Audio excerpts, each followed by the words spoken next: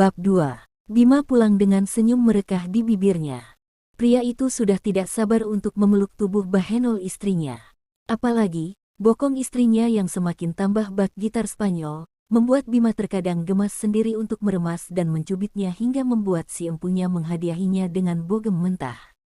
Bima baru saja mendarat di Indonesia setelah perjalanannya ke Cina untuk mengembangkan bisnis di sana. Kebetulan ada teman Bima yang merupakan orang keturunan Tionghoa asli yang mengajaknya untuk bekerja sama dalam pembuatan beberapa produk. Sebenarnya Bima ingin membawa istrinya. Namun, ada anak-anak mereka yang tidak bisa mereka tinggalkan sendiri. Terlebih lagi si kembar masih berusia 3 tahun dan masih aktif-aktifnya. Ralat, hanya Alana yang super aktif, sementara kembarannya yakni Alea menjadi anak kalem dan pendiam di usianya yang masih sangat belia. Sayang, Mami, yuhu, Mas pulang. Bima belum masuk ke dalam rumah tapi suaranya sudah berteriak di pintu utama membuat Art yang bekerja di rumahnya segera berlari keluar. Pintu dibuka oleh Empok Atun dengan lebar agar memudahkan Bima menarik koper besarnya. Nyonya lagi di luar, Tuan. Katanya tadi pamit pergi buat antar barang Stobes. Stobes, ulang Bima sambil menatap Empok Atun. Itu Tuan, pelanggan yang beli baju. Oh, kustomer namanya. Iya, Tuan. Benar banget. Bima menghembuskan napasnya mendengar ucapan Empok Atun. Inginnya ia pulang memberi kejutan pada istrinya harus pupus karena wanita yang ingin ia beri kejutan sedang tidak ada di rumah.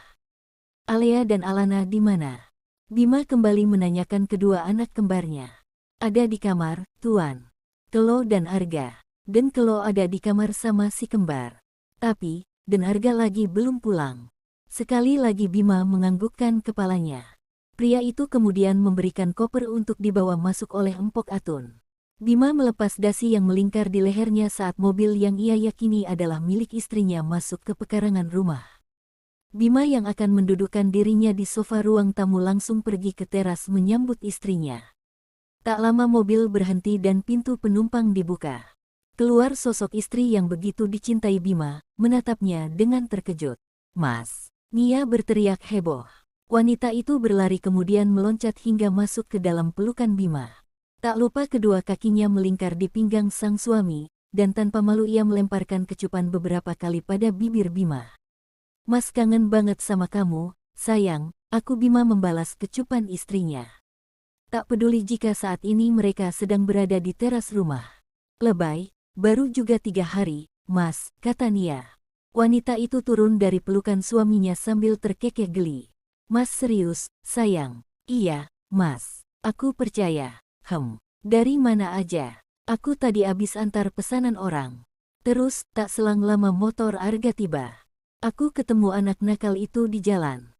Nyaris dikeroyok sama anak-anak lain. Untung aku datang, cerocos Nia, bertepatan dengan Arga tiba.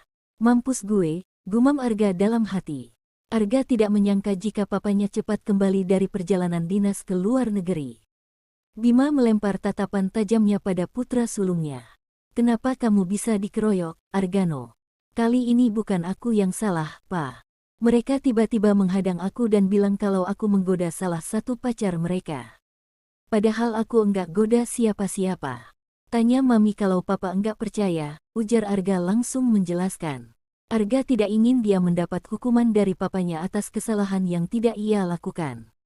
Bima kemudian mengalihkan tatapannya pada sang istri.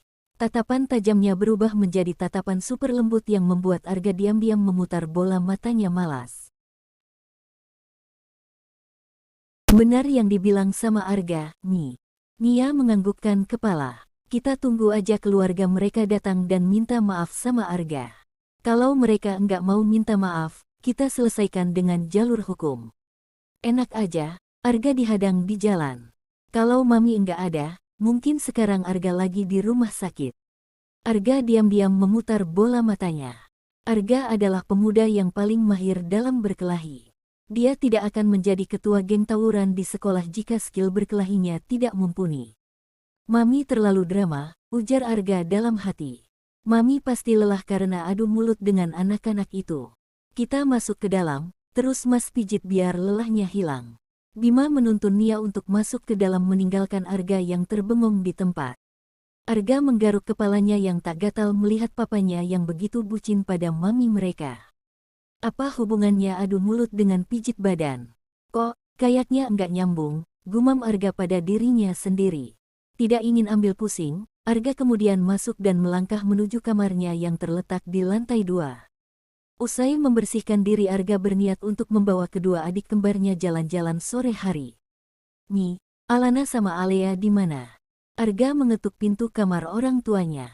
Menurut Bu Sari, orang tuanya tidak keluar dari kamar sejak masuk tadi dan hal itu membuat Arga berpikir yang iya-iya. Mereka pergi ke rumah depan. Kamu ke sana aja. Terdengar suara Bima menyahut dengan terengah-engah membuat Arga mengernyit jijik. Hari masih sore tapi kedua orang tuanya sudah bergelut saja di atas tempat tidur, pikir Arga geli. Arga kemudian melangkah keluar dari rumah berniat untuk mengunjungi tetangga depan rumah yang juga memiliki anak seusia Alana dan Alea. Saat tiba di pekarangan rumah, Arga bisa melihat kedua adiknya sedang duduk bermain bersama dua anak kembar yang memiliki usia beberapa bulan lebih tua dari adik-adiknya. Mereka adalah anak-anak dari Avelin dan juga Arjo yang sudah lama menempati rumah di depan mereka. Mungkin sudah sekitar 4 tahun, pikir Arga. Alana, Alea. Arga memanggil keduanya sambil melambaikan tangan. Spontan keduanya menoleh dan tersenyum. Alana segera bangkit dari duduknya kemudian berlari ke arah abangnya yang lebih tua. Sementara Alea dengan tenang merapikan mainannya lalu memasukkan ke dalam keranjang mainan dibantu oleh kedua anak laki-laki kembar itu. Aku sama asteris dan Alana pulang dulu, pamit Alea pada keduanya. Besok main lagi, ya Alea. Biar di rumah enggak bosan, kata Alexis pada Alea, yang segera diangguki oleh gadis kecil itu. Sementara Alden hanya diam menatap lekat wajah Alea yang terlihat putih dan bersih. Apalagi pipi gadis kecil itu terlihat sangat cubi hingga membuat Alden diam-diam mengepalkan tangannya untuk menahan keinginan di dalam hatinya agar tidak mencubit pipi bakpao tersebut. Kalau begitu kami pulang dulu. Segera Alea menyeret keranjang mainannya yang memiliki roda ke arah kakak dan adiknya. Sementara Kelo entah ada di mana karena tadi kakaknya itu pamit sebentar sebelum meninggalkan mereka di halaman rumah Tante Avelin. Arga tidak menanyakan lagi di mana keberadaan Kelo. Fokusnya kali ini adalah mengajak kedua adiknya untuk jalan-jalan sore sambil menikmati sepotong es krim di taman tak jauh dari rumah mereka berada. Cukup berjalan kaki beberapa menit mereka akan tiba di taman yang dimaksud.